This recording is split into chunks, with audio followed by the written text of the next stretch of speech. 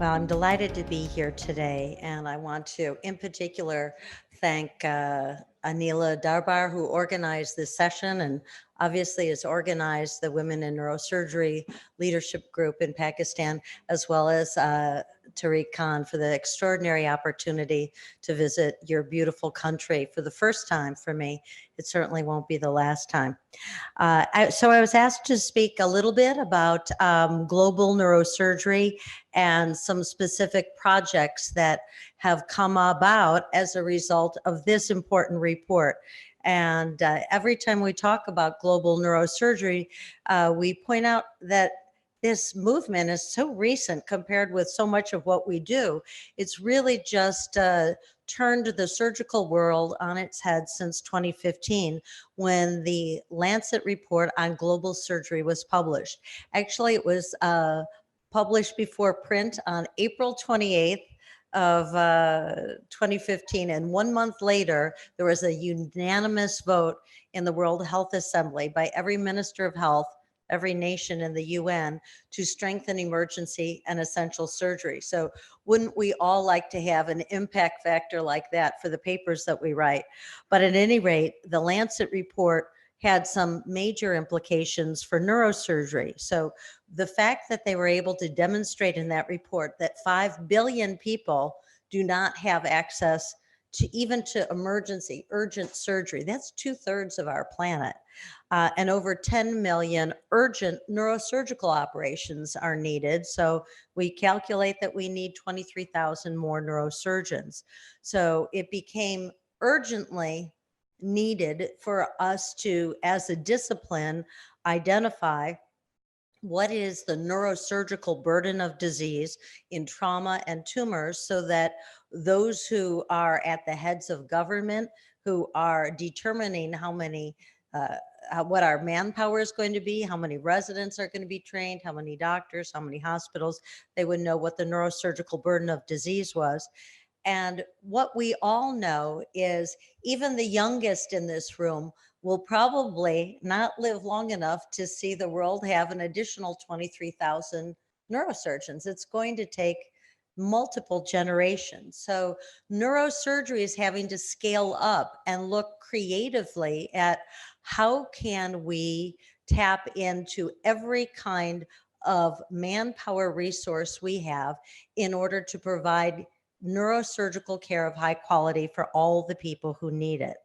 So we're thinking about this enhanced role for seasoned neurosurgeons.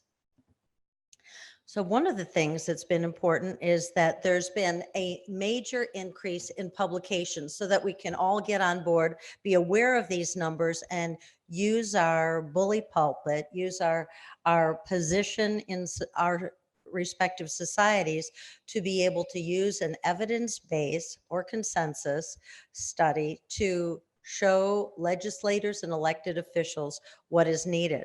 So you may have seen this before, this graph. You don't even need to be able to read the small writing at the bottom to be able to see there's been an explosion in the last 2 and 3 years of papers in the global surgery domain. This was actually a slide that was shown by the president of the World Bank at a major American meeting. And so we're looking at not only the numbers of papers, but the quality of papers. So we are trying to identify the global burden of disease and publishing that.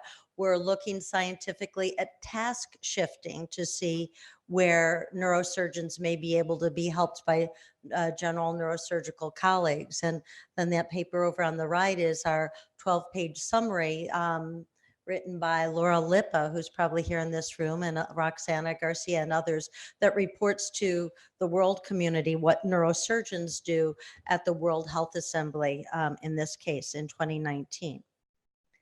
So we have had a change in our culture. And when I was a trainee, our job was to know the world literature and bring it to bear to do the best job that we could do for that individual patient in front of us. But now we know we have an additional duty as neurosurgeons, and our additional responsibility is to not only care for that individual patient in front of us, but to also advocate for access to high quality care for everyone everywhere. Now, that doesn't mean we need to personally provide care to all those people and run ourselves ragged, but we can all be part of the global neurosurgery movement, whether we ever leave home or not. So let me walk you through this sort of thought idea that we've had in the last couple of years.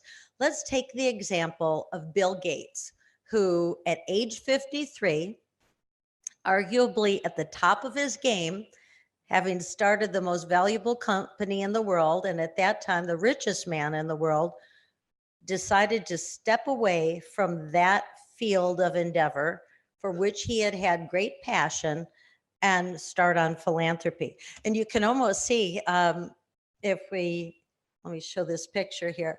There he is at Microsoft, and there he is running the Bill Gates Foundation. He even looks happier, doesn't he?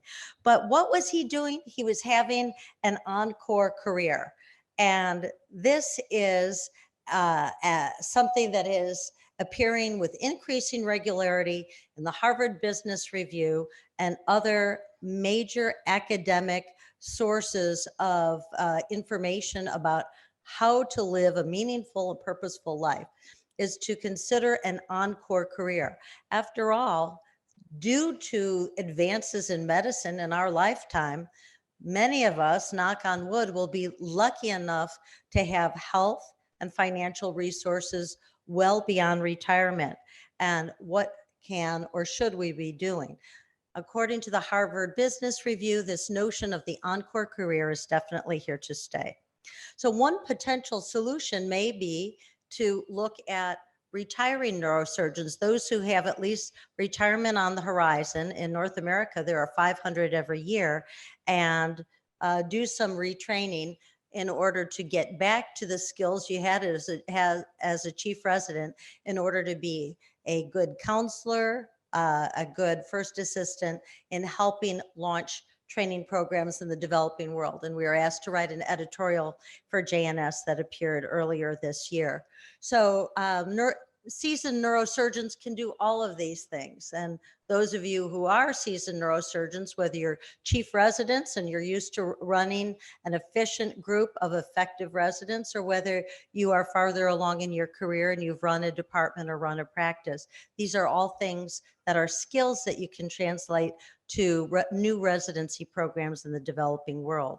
So we've developed a course based on what our colleagues in general surgery have been doing for the last 10 years at the American College of Surgeons. It was just offered for the first time at the AANS meeting this year and was a huge success. It was twice as many people signed up for it as we could fit, and it will be offered again next year.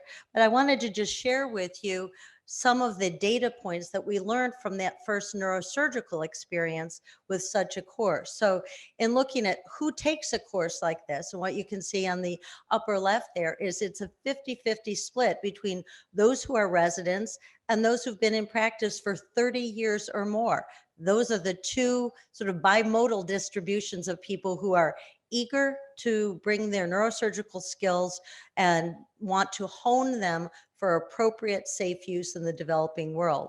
And then if you look down here, have you been involved in global neurosurgery in the past?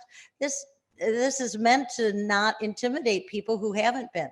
50-50 split between those who've done this sometimes many times on an annual basis in the past and those who've never been involved in global neurosurgery.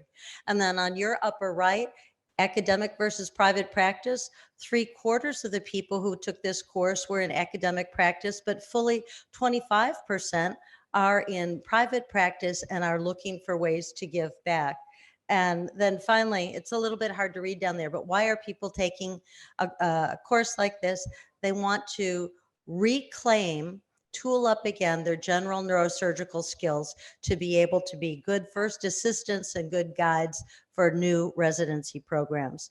So this was has been developed and presented as a poster at the EANS meeting, and our colleagues in Europe are on board with this. We talked about it in Dublin at that meeting. There'll be a course offered in Geneva this year along the same lines. Now, just a word or two before I finish about the G4 Alliance and this notion of working together with other surgical specialties. This is a group that's only 3 years old, but it's the core group are those people who advocated successfully for that WHA resolution that has changed the landscape. And I would encourage you all to become involved. We're in partnership with this organization as a result of being of the WFNS being a member. We work together at WHO and at UNGA. This is a screenshot from the G4alliance.com. But we work together at the UN General Assembly and at the World Health Assembly meeting. So, in conclusion, I just want to say that global neurosurgery is advancing. It's advancing rapidly, and you can see it. You just can't go to a meeting anymore where it's not discussed. And G4 and this concept of Encore careers is helping spur progress by increased collaboration with the other so-called SOTA specialties, and by reevaluating and optimally leveraging our seasoned neurosurgeons. So I would just say that WINS is a major contributor to this. These photos are many of you here in the audience who are my friends, colleagues, and partners in global surgery. Thank you.